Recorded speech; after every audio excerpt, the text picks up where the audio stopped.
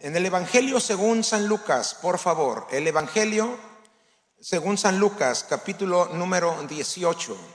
A todos los que nos están mirando, hermanos, a través de la tecnología, en sus casas, donde anden, en sus celulares, les mandamos un fraternal saludo de parte de la iglesia, de los pastores y de su servidor como predicador. Estamos muy felices de poder llegar hasta donde ustedes están.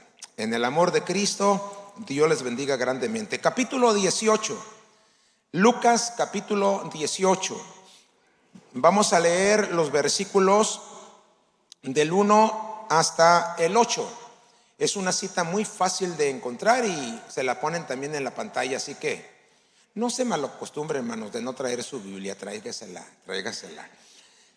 Ese capítulo en la Biblia, no sé si en los celulares, pero en la Biblia trae su título, trae su tema y dice: parábola de la viuda y el juez injusto. Vamos a leer la escritura. Yo leo en voz alta, usted me sigue con su mirada. Dice la palabra del Señor así: también les refirió Jesús, ¿quién, hermanos? Jesús, una parábola sobre la necesidad de orar siempre y no desmayar. Ese es el propósito que Dios tenía con esta parábola, de orar siempre y no desmayar. Dice el versículo 2, diciendo: había en una ciudad un juez que ni temía a Dios ni respetaba a hombre. Había también en aquella ciudad una viuda, la cual venía a él diciendo: hazme justicia de mi adversario. Y él no quiso por algún tiempo, pero después de esto dijo dentro de sí: aunque ni temo a Dios, ni tengo respeto a hombre. Esto se llama cinismo, hermanos. No es franqueza, es cinismo, ¿verdad? Aunque ni temo a Dios, ni tengo respeto a hombre, sin embargo, porque esta viuda me es molesta, le haré justicia. Ahí está la mano de Dios en ese corazón. No sea que viniendo de continuo me agote la paciencia. Y dijo el Señor: oíd lo que dijo el juez injusto. Punto final. Y abre otro tema glorioso y dice Cristo: ¿y acaso Dios, ahora está hablando de Dios, no hará justicia a sus escogidos? ¿Cuántos dicen gloria a Dios? Que claman a él día y noche. ¿Se tardará en responderles? Aquí está la respuesta a la pregunta. Os digo que pronto les hará justicia. Punto final. Y entonces dice el Señor: pero cuando venga el Hijo del Hombre, así es conocido Jesús en los evangelios, pero cuando venga el Hijo del Hombre, y abre la interrogante, ¿hallará qué cosa, hermanos? ¿Fe en la tierra? ¿Hallará fe en la tierra? Déjeme adelanto un poquito. Cuando Dios pregunta, no es porque no sepa la respuesta.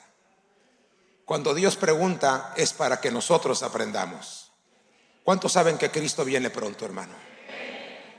Él viene buscando en su corazón y en el mío esa fe que un día, cuando vinimos delante de Él, en su misma presencia, pidiendo perdón, por esa fe fuimos aceptados en su reino. Y nuestro nombre fue escrito en el libro de la vida. Pero cuando venga Cristo, dice la Escritura, que será como en los días del diluvio. En los días del diluvio, dice la Escritura que la maldad del hombre era siempre de continuo en su corazón y en su mente, y llegó hasta la presencia de Dios. Esto quiere decir, que, hermanos, que en el tiempo que Cristo aparezca en las nubes y arrebate a su iglesia, vamos a estar rodeados de maldad. Y a eso viene Cristo, a arrebatarnos de este mundo, hermanos, impío y pecador. Y Cristo hace la pregunta: ¿encontraré discípulos fe en la tierra? Oremos y entonces predicamos el mensaje. Padre, muchas gracias. En el precioso nombre de Cristo te doy toda la gloria, la honra, la alabanza, Señor, por este tiempo, por este momento, Señor, que nos das la vida, la salud, las fuerzas para venir, Señor, a cantar, a levantar nuestras manos, a glorificarte, Señor, porque tuya es la gloria, la honra y la alabanza. Recibe, Señor, este culto de alabanza y de adoración que te estamos brindando, ofreciendo, Señor, como iglesia. Y ahora que tu palabra va a ser predicada, permítenos recibirla, escucharla con todo el corazón. En el nombre de Cristo rogamos que el Espíritu de Dios siga con nosotros y en nosotros para que nos ministre a través de tu gloriosa palabra. En el nombre de Cristo, Señor, te lo estamos pidiendo. Muchas gracias. Amén y amén. Gloria a Dios. Siéntese, hermano, qué amable, qué educado. Hay una parábola, antes de comenzar a predicar, creo que nos va a servir para concentrarnos, para ubicarnos. Hay una parábola que se titula Los guijarros. Los guijarros, para aquel que no entiende la palabra, son piedras, hermanos, que se encuentran en las corrientes de los ríos. Piedras suavizadas y redondeadas por las corrientes de las aguas. Esos son los guijarros. Bueno, esta parábola, hermanos, esta anécdota tiene en sí un enfoque, una enseñanza para nosotros. Y creo que es muy oportuna ahora que vamos a predicar la palabra. Cuenta, hermanos, esta anécdota que un hombre de campo, un hombre de montaña, caminaba, hermanos, de su cabaña a grande distancia por la orilla del río, un río impetuoso, un río turbulento y abundante de agua. Montaña abajo corría el río y él caminaba montaña arriba. Después de haber caminado algunas horas, aquel hombre temeroso de Dios en medio de la naturaleza glorificaba a su Dios en su pensamiento y con su boca. Y en ese ambiente de adoración viene la presencia de Dios a su vida, a su corazón, y le empieza a ministrar. Y le habla y le dice el Señor: acércate a la orilla del río, inclínate, agáchate y recoge guijarros de la orilla del río, no pocos, y échalos en tu alforja. Y el día de mañana, al amanecer, cuando tú te despiertes y revises los guijarros que llevas en tu alforja, te vas a sentir inmensamente feliz, pero a la vez te vas a sentir inmensamente triste. Hermanos, aquel hombre se quedó más confundido que aclarado con la voz de Dios. ¿No le ha pasado que a veces Dios nos habla y batallamos en entender a Dios? Aquel hermano, aquel hombre, se quedó pensativo, pero dijo dentro de sí, por ser temeroso de Dios: no sé por qué Dios me está pidiendo esto, y no sé por qué mañana me voy a sentir tan feliz, pero también muy triste. Pero como yo sé que es Dios el que me está hablando, yo lo voy a obedecer. Así que aquel hombre, hermano, se acercó a la orilla del río y empezó a meter la mano debajo del agua, hermanos, y empezó a agarrar guijarros del tamaño de su palma. Así que se quitó la alforja, la abrió, una alforja de cuero, y empezó a echar, hermanos, los guijarros dentro de la alforja. Se acordó que le dijo: no pocos. Así que dijo: voy a llevarme varios guijarros, y empezó a llenar aquella alforja de guijarros, al grado que cuando la pesó, dijo: son suficientes. Así que había recogido algunos 7, 8 guijarros y se los echó al hombro. De momento los levantó con cierta facilidad, con resistencia, pero con cierta facilidad. Pero de regreso a casa, los guijarros, hermano, comenzaron a cansar su hombro y a lastimarlo. Así que se cambió la alforja de hombro, y a los pocos o varios metros Una vez más se sintió cansado y se sintió molesto. Y entonces empezó a meditar en sí. Dijo, bueno, el Señor me dijo que recogiera guijarros, no pocos, pero no me dijo de qué tamaño. Y yo agarré guijarros grandes, dijo, y me estoy cansando.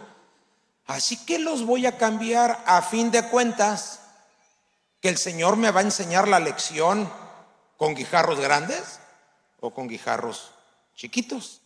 Así que se acercó al río, voltea su alforja y tira las pesadas piedras. Y empezó a agarrar guijarritos, por mencionarlos en diminutivo. Así que agarraba guijarritos y los echaba a su alforja. No llevó nada más 6 o 7, llevó más. Pero al fin de cuentas eran guijarros. Así que cuando se echó la alforja en su hombro, estaba muy livianita y le vino una satisfacción. Pero camino a su cabaña iba pensando, ¿qué me irá a enseñar el Señor con estas piedras? Llegó a su cabaña, llegó la tarde, llegó la noche, dejó la alforja en la mesa, se recostó y se revolvía en su cama pensando, ¿qué me querrá enseñar el Señor con esas piedras? Y agotado por el cansancio y avanzada la noche, ya en la madrugada se quedó dormido. Pero los primeros rayos del sol le dieron en la cara. Abrió sus ojos y se acordó. Y muy impresionado, muy emocionado, se levanta, camina rápido a la mesa.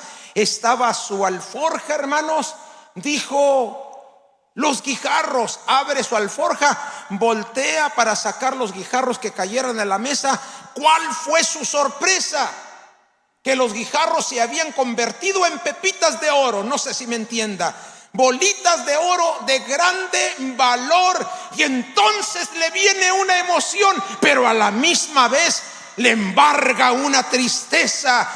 Se agarra la frente y dice, qué tonto he sido. Si me he traído los grandes guijarros, ahorita sería el hombre más rico de la región. Pero solamente me tengo que conformar con estas cuantas pepitas de oro. ¿Qué quiere enseñarnos el Señor o qué aprendemos de esta anécdota? Hoy vamos a recibir la palabra de Dios. Yo le invito, hermanos, inspirado de Dios, atesore, hermanos, la palabra de Dios en su corazón. Y le garantizo que el día de mañana, en medio de la tristeza, el fruto del Espíritu Santo por la palabra que usted reciba abundará en gozo.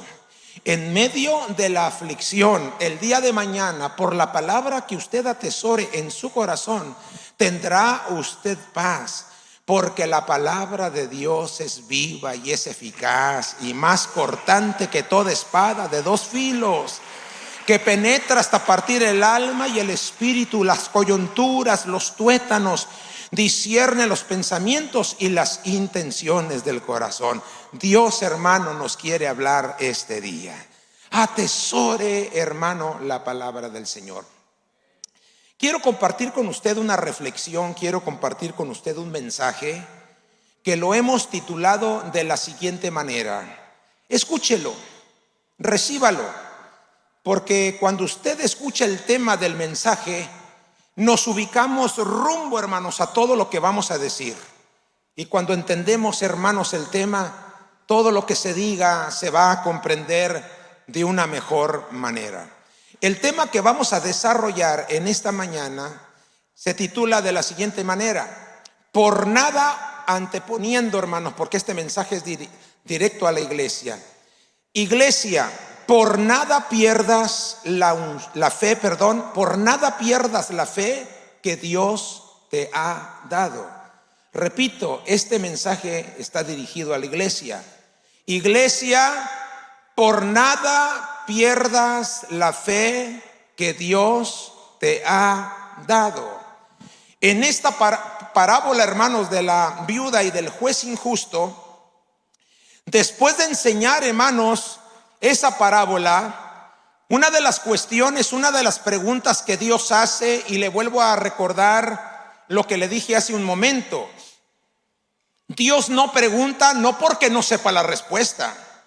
Dios pregunta porque Él quiere que nosotros aprendemos de dicha respuesta. Y una de las cosas, hermano, que Cristo declara es acerca de su segunda venida. Cristo les dijo a sus discípulos que Él iba a volver a esta tierra, ya no, hermanos, como el mártir que fue crucificado, que fue traspasado, que fue sepultado, pero para la gloria de su nombre y para bendición del mundo se levantó de los muertos. Cristo viene totalmente diferente a la primera ocasión. Ahora viene como Rey y Señor. Ahora viene como más que un vencedor. Ahora viene, hermanos, coronado de gloria, de gracia y de poder. ¿Cuánto dicen gloria a su nombre? Y dice la Escritura: y toda rodilla de los que están en el cielo, en la tierra y debajo de la tierra doblarán sus rodillas, y su lengua confesará que Jesucristo es el Señor, para gloria de Dios Padre. ¿Cuánto dicen amén conmigo? Y cuando Cristo hace la declaración, y cuando venga el Hijo del Hombre, entonces abre la pregunta: ¿hallará fe en la tierra? Dios sabe, hermanos, que el día que Cristo aparezca en las nubes para mandar a sus ángeles por todos los ángulos de la tierra a recoger a su congregación, y como dice el apóstol Pablo, que los muertos en Cristo resucitarán primero. Luego nosotros, decía el apóstol Pablo, juntamente con ellos seremos arrebatados para recibir a Jesucristo. ¿Dónde, hermanos? En las nubes, y estar para siempre con el Señor. ¿Cuántos dicen gloria a Dios? Pero previo a ese momento, hermanos, la maldad en esta tierra será semejante a los días del diluvio, donde, hermanos, los primeros habitantes de la tierra, que no eran los que somos ahora, no estaba tan poblado como ahora. Sin embargo, en el corazón del hombre de continuo era solamente maldad, en su corazón y en sus pensamientos. Dígame usted si no es similar, hermanos, lo que en el corazón del hombre hay en la actualidad, sino solamente maldad, de más a peor. En ese contorno, hermanos, vendrá Cristo por su iglesia para arrebatarla y llevársela, hermanos, al cielo y celebrar las bodas del Cordero, y de ahí en adelante estaremos siempre con el Señor. Pero en esos días de tanta maldad y de tanto engaño, la naturaleza, hermanos, del engaño y de la maldad se levantarán contra los hijos de Dios, tratando, hermanos, de persuadirlos, de engañarlos y de alejarlos de la presencia de Dios. Pero tenemos buenas nuevas, alabado sea el nombre del Señor. Dice la Escritura que mayor es el que está en nosotros que el que está en el mundo. ¿Cuántos dicen amén a esto? Dice también la Escritura que para esto apareció el Hijo de Dios, para deshacer las obras del diablo. Y cuando Cristo hace acto de presencia, alabado sea su nombre, el enemigo tiene que huir, porque mayor es nuestro Señor que nuestro enemigo. ¿Cuántos dicen amén a esto? Por nada, iglesia, por nada pierdas la fe que Dios te ha dado. El propósito, hermanos, de esta reflexión es que tu vida espiritual, tu corazón sea inspirada. Y para esto estamos echando mano de la palabra del Señor. Te decimos esto en palabra del Señor, la cual dijo Jehová de los ejércitos a Isaías: cada vez que mi palabra sea ministrada, cada vez que la palabra sea dada, nunca volverá vacía. Todo depende el resultado de la actitud del corazón del que oye la palabra. Cristo le dijo a sus discípulos: vayan y prediquen la palabra, prediquen el evangelio. Esa es la comitiva, ese es el mandamiento, esa es la misión, aleluya, predicar la palabra de nuestra parte. Pero los receptores, dependiendo su actitud, tendrán el resultado. Y dijo Cristo: y todo aquel que creyere y fuere bautizado, como resultado será salvo. Pero advirtió el Señor: no todos van a creer, porque dice la Biblia que en este mundo los hombres amaron más la mentira que la verdad. Fíjese la actitud del corazón del hombre. Por eso cuando Cristo venga, hermanos, este mundo va a estar pies para arriba. Iba a decir de la otra forma, pero me acordé que nos están viendo. Pies para arriba, hermanos. Por eso Cristo viene pronto. Por eso Cristo está a las puertas. Porque usted y yo estamos pudiendo mirar la maldad de esta tierra. Y le garantizo, sin conocerle en particular, que muchos de vosotros, no solamente en esta congregación, sino en todas aquellas iglesias que honran y han recibido a Jesucristo en su corazón, a veces ha llegado tanta aflicción, hermanos, a nuestras vidas por muchas circunstancias, que lo que anhela el cristiano en su oración es decirle lo que Juan el apóstol allá en la isla de Patmos: sí, Señor, ven pronto. Hay veces, hermano, que en medio de la aflicción nos consuela esa esperanza. No en vano estamos aquí amando al Señor. No en vano lo hemos recibido. Tenemos una promesa. En la casa de mi Padre, dijo el Señor Jesucristo, muchas moradas hay. Alabado sea el nombre del Señor. Voy pues a preparar morada, para que donde yo estoy, vosotros también estéis. Y dijo: si no fuera así, no os lo hubiera dicho, porque el Dios de gloria, el Cristo Señor y Salvador, Él habla solamente con la verdad. Tenemos preparada una morada en el reino de los cielos. Y con tantas cosas que se están viviendo en esta tierra, la iglesia clama con todo su corazón, anhela con todo su corazón que Cristo aparezca en las nubes, alabado sea el nombre del Señor, para llevarnos con Él. Pero su tardanza es por causa de su misericordia de aquellos hermanos que todavía no le conocen. Así que mientras Cristo viene, hermanos, esfuércese, luche, ore, para que la fe no nos falte. Y que cuando Él aparezca en las nubes, hermanos, su espíritu se estremezca de gozo. Porque la iglesia, hermanos, previo el arrebatamiento, en ese glorioso día que dice la Escritura, nadie sabe, ni los ángeles. Dijo Cristo: solamente mi Padre, que está en su trono, sabe el día y la hora.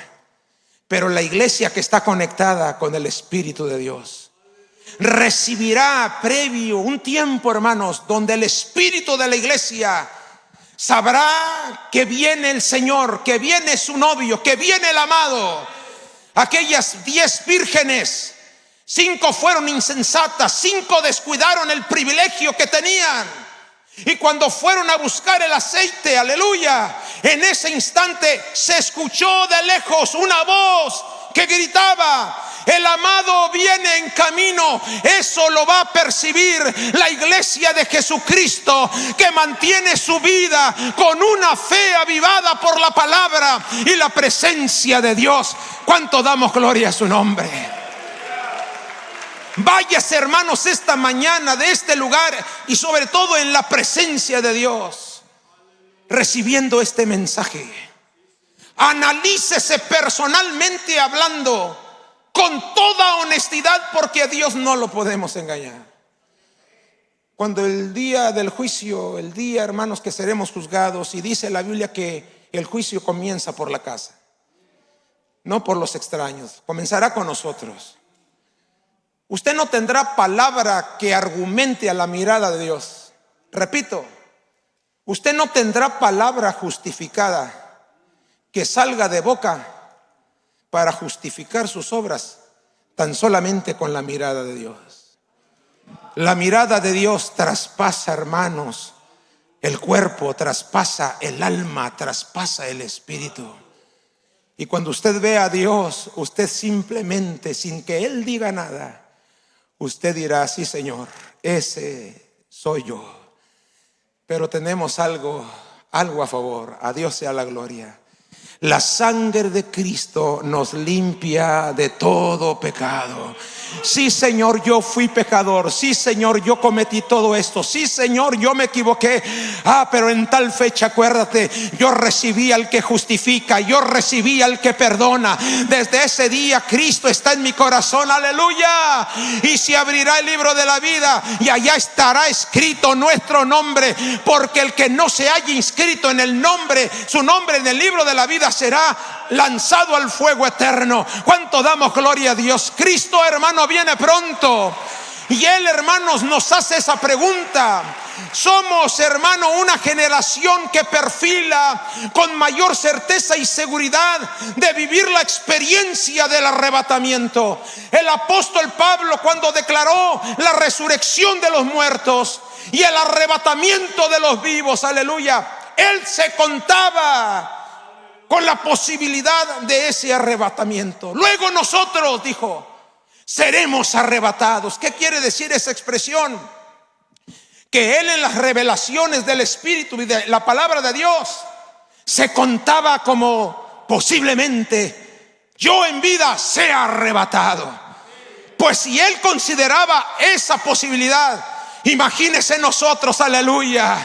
Porque nuestra salvación está más cerca, dice el apóstol Pablo, que cuando nosotros creímos. Porque desde el día en que nosotros recibimos a Cristo y hemos permanecido en la trayectoria del tiempo y de la distancia y permanecemos fiel, nos está acercando cada día más a ese día glorioso en que seremos arrebatados. Pero Cristo hizo la pregunta: ese día glorioso, cuando yo vuelva a la tierra, ¿voy a encontrar fe en la tierra?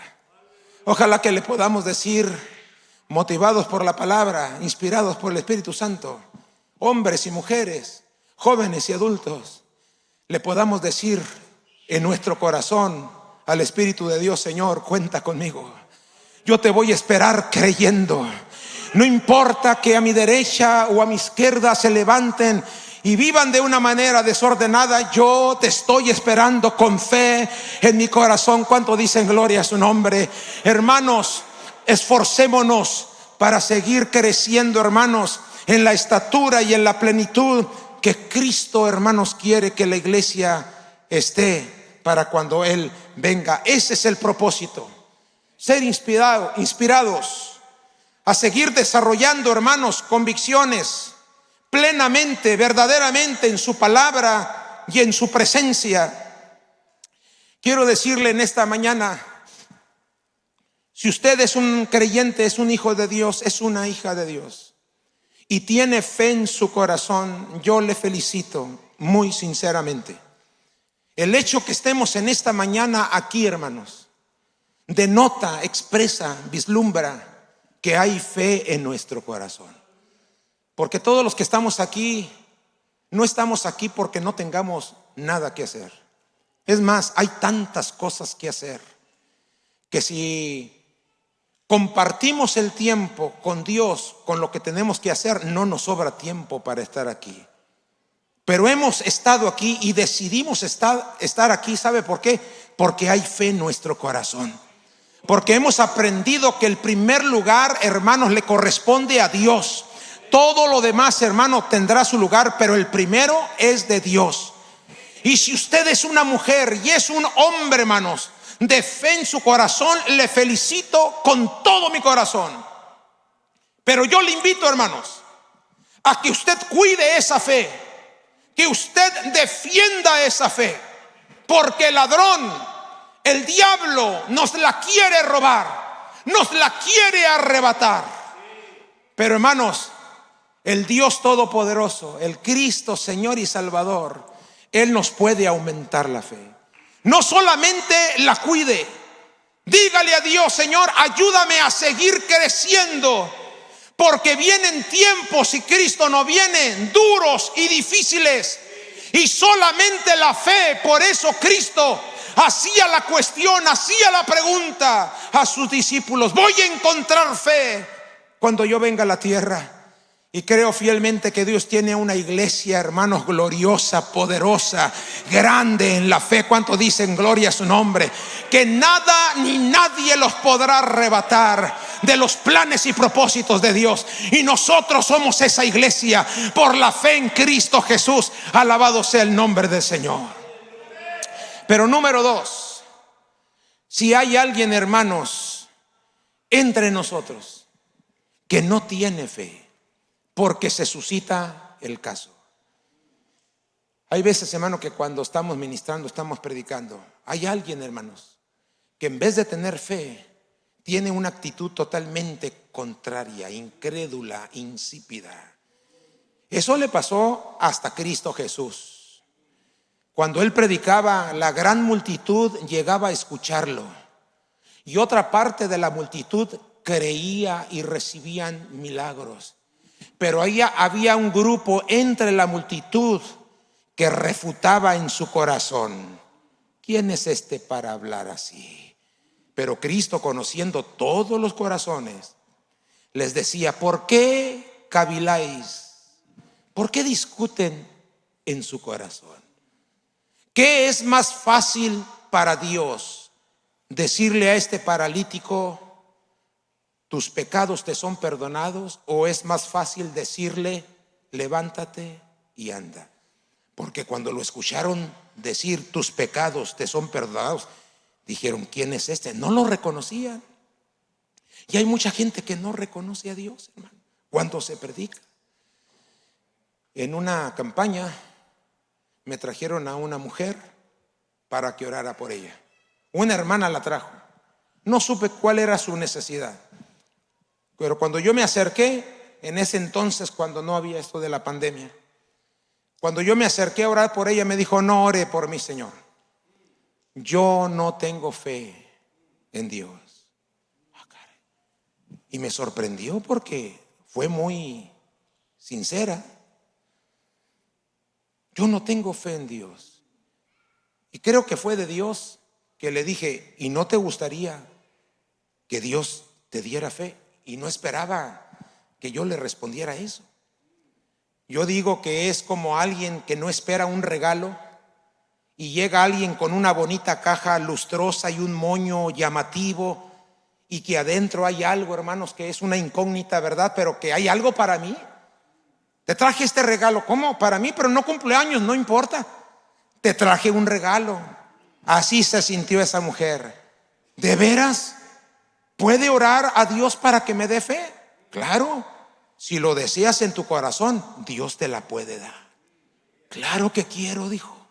Pero al principio me dijo: yo no creo en Dios.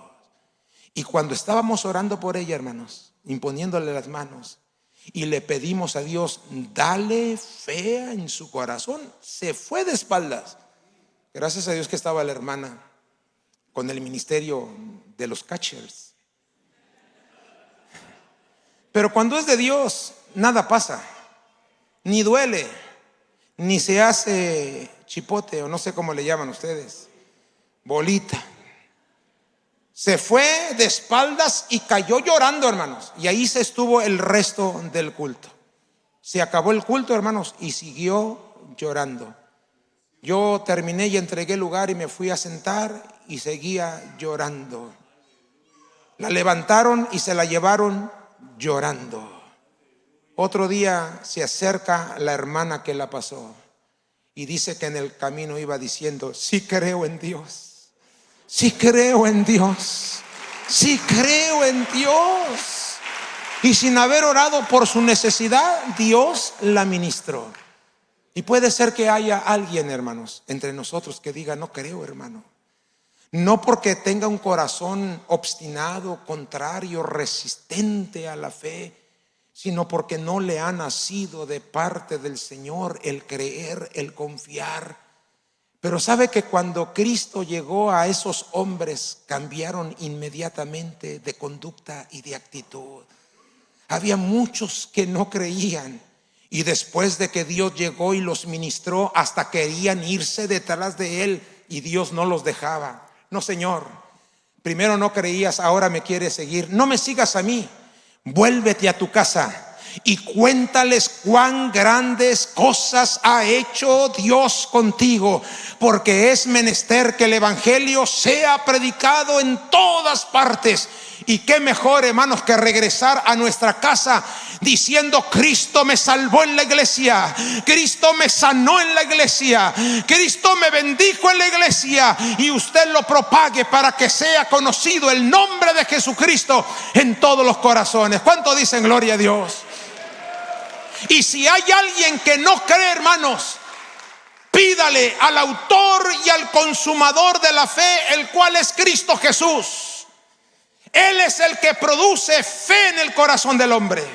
Él es el autor, Él es el consumador, aquel que termina, aquel que culmina, aquel que acaba una obra plenamente. Y en la cruz del Calvario, levantando su mirada, le dijo al Padre: consumado es, se ha completado la obra para salvación de todas las naciones. Él es el que da abundantemente todo lo que pedimos. Y en tercer lugar, no son los puntos, son los argumentos para predicarle los puntos. No se asuste, ya vamos caminando. Y en tercer lugar, puede ser, porque se ha dado el caso, que haya personas entre nosotros que en tiempo atrás fueron hombres y mujeres de fe, pero en el trayecto de su vida en Cristo algo pasó, algo sucedió, algo llegó a sus vidas que lastimó su corazón, lastimó su fe. Y se sintieron decepcionados y se sintieron traicionados de algo o de alguien, y perdieron su fe. Y ahora no creen. Cuando Cristo resucitó, mi Señor Jesucristo, preocupados por sus discípulos, porque cuando Él se levantó de la tumba, no estaba esperando a María Magdalena y a las otras mujeres. Él estaba esperando a sus discípulos. Fue a ellos que les dijo: voy a morir, discípulos, pero no teman, yo me levanto de entre los muertos. Cuando Cristo decía eso, no era para infundir temor, porque la muerte, hermanos, infunde temor. Cuando llegamos a una consulta después de unos exámenes y el médico nos dice: usted tiene una enfermedad incurable, hermanos, qué impacto tan terrible, no solamente para el enfermo, sino para los seres amados. La muerte, hermanos, infunde temor. Cuando Cristo les decía: voy a morir, no era para atemorizarlos. Es necesario, dijo, que el Hijo del Hombre muera en manos de pecadores, pero luego les daba la palabra de esperanza. Pero no teman, discípulos, al tercer día me levanto de entre los muertos. Y pregunto, iglesia, ¿se levantó de entre los muertos? Ahora está sentado a la diestra de Dios Padre, lleno de gloria, lleno de poder, lleno de majestad, y nosotros lo estamos coronando en esta mañana. Alabado sea el nombre del Señor. Y no esperaba a sus discípulos, pero se encontró, Dios bendiga a las mujeres, digan amén, hermanas, que en su carácter de mujeres, y que atropelladas, menospreciadas por las culturas de las naciones, son tenidas en poco o en menos, pero el Dios de gloria hace la excepción, porque las mujeres, hermano, han sido, hermanos, ejemplo en muchas etapas de la Escritura y de la actualidad. Aquellas mujeres, hermano, fueron a la tumba a ungir el cuerpo del maestro, pero ya no lo encontraron muerto, estaba resucitado. Y les dijo, según Marcos capítulo 16, le dice a María Magdalena: ve con mis discípulos y diles que he resucitado. Imagínese cómo iba María Magdalena. Pues no iba quitada de la pena. En primer lugar, había visto a un muerto resucitado. Eso ya es impactante. Escuchar la voz porque ella quiso tocarlo. No me toquéis porque aún no he subido al Padre. Y luego la encomienda: pero ve con mis discípulos, diles que no estoy muerto, diles que he resucitado. Y ella viendo con sus ojos. Hermano, hay un dicho hebreo que dice: patitas, ¿para cuándo son? Salió corriendo, hermanos. Iba que se tropezaba, el rostro denotaba admiración, impacto, emoción, hermanos. Llegó y tocó la puerta, casi la tiraba. Cuando se asoman los discípulos: ¿qué te pasa, María? El Señor no podía ni articular palabra. El Señor, el Maestro, ¿qué tiene con él? ¿Está sepultado? ¿Lo mataron? No, Pedro, no, Juan se ha levantado de los muertos. Él está vivo, aleluya. Lo que debió haber pasado, hermanos, en ese momento de parte de los discípulos es que debieron haber recordado las palabras del Maestro y haber dicho en sus corazones: gloria a Dios, se cumplió lo que el Maestro había dicho. Pero no, hermanos. A veces cuando leo la palabra me emociono tanto, hermanos, que en ese momento yo saqué a los 11 y los eché para afuera del ministerio. Dije: ¿cómo se atreven a dudar en su corazón? Pero Dios me ha contestado duramente, así que ya he dejado de regañar a personajes bíblicos y mucho menos he dejado de sugerirle cosas al Señor. Bueno, cuando ellos oyeron, dice la Biblia literalmente, que vivía, no lo creyeron, hermano. Por eso me indigné yo tanto. Y dice más adelante: después a 2 discípulos de ellos que iban de camino a Emaús, se les aparece el Señor.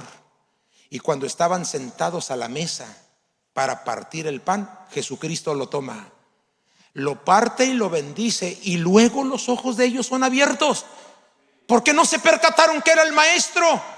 Pero al bendecir los alimentos, se dieron cuenta que era Él, pero desaparece de su vista. A la primera se le aparece, a la segunda se les desaparece. Acto sobrenatural. Y uno de ellos dijo al compañero: ¿no ardía nuestro corazón cuando nos ministraba en el camino la presencia de Dios? No era un extranjero, es Cristo resucitado. Ni se acordaron del pan, ni se acordaron, hermano, del vino. Se levantan, salen corriendo a Jerusalén, llegan con los que estaban allí juntos y les dicen: se nos ha aparecido Cristo, ha resucitado. ¿Sabe lo que dice la Escritura? Ni aún a ellos creyeron. Por eso yo estaba tan indignado. ¿Cómo es posible que esos sean tus discípulos, Señor? Incrédulos, no son dignos. Y me dijo el Señor: cállate, porque tú ni entras. Ay, Señor, le dije: gloria a Dios, qué misericordioso eres. Gracias, Señor. Gracias porque eres paciente, lento para la ira, grande la misericordia. Y en la tercera ocasión ya no le mandó a nadie. Dice que Cristo se les apareció personalmente. Y en cuanto, escuche esto, ya estoy terminando.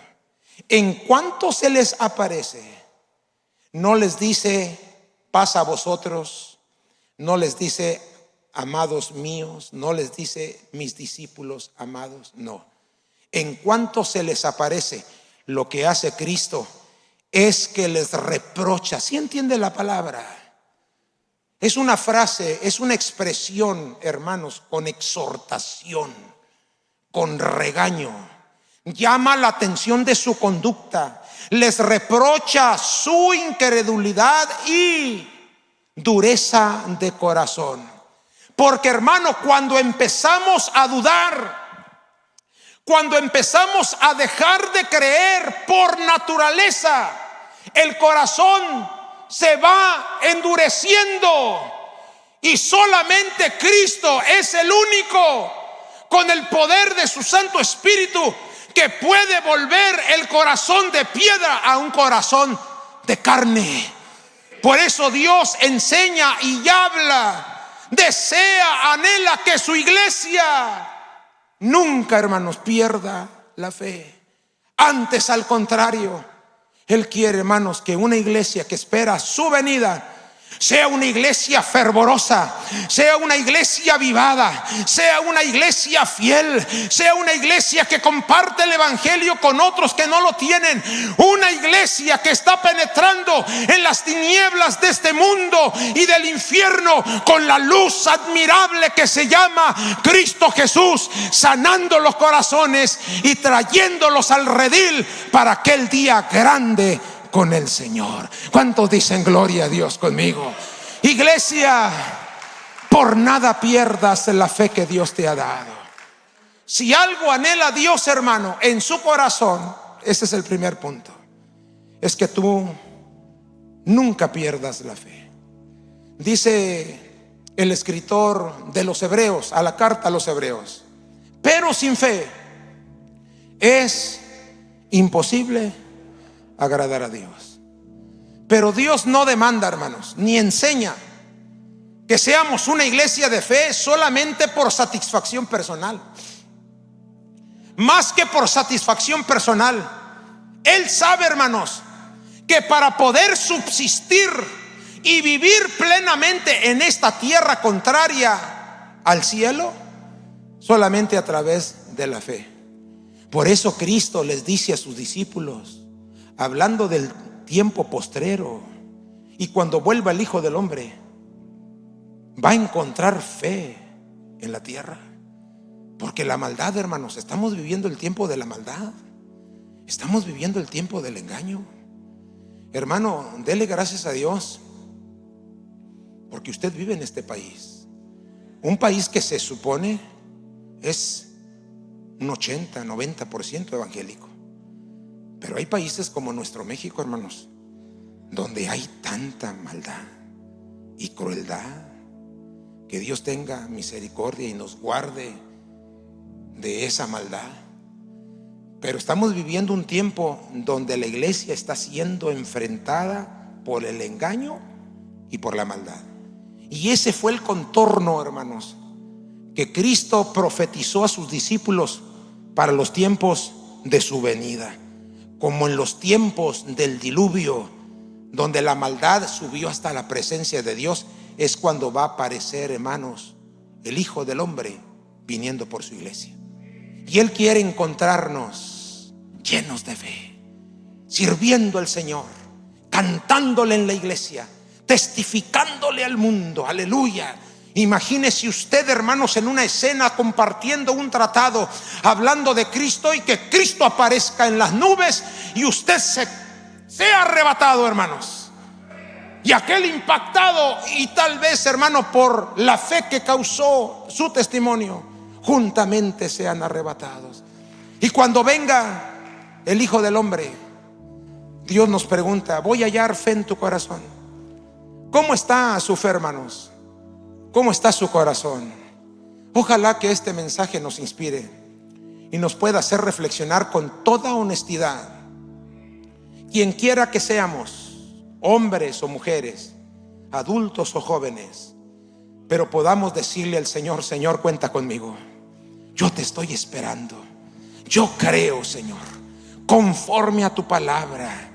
Aunque el mundo diga lo contrario, yo espero a un Dios todopoderoso, a un Cristo resucitado, aquel que venció en la cruz del Calvario y resucitando de la tumba al pecado, al diablo, al mundo, a la maldad, a la enfermedad, y fue levantado con honor y gloria y se sentó a la diestra de Dios, lleno de gloria, de poder y de majestad. Ese es el Cristo que viene por su iglesia.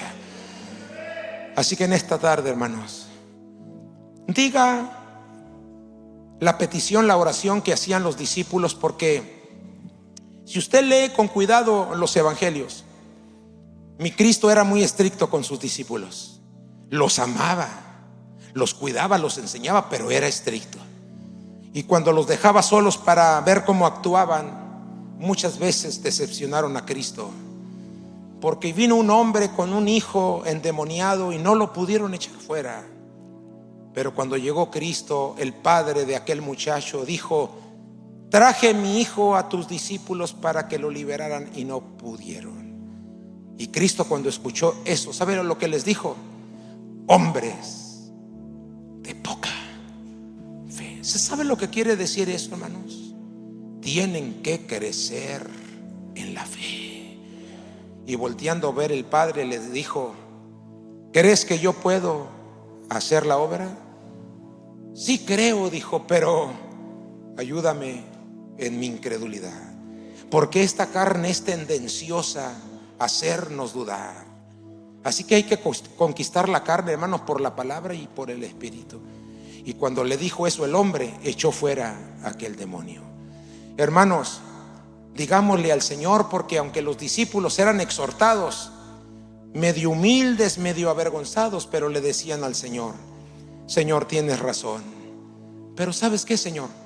Aumentanos de la fe.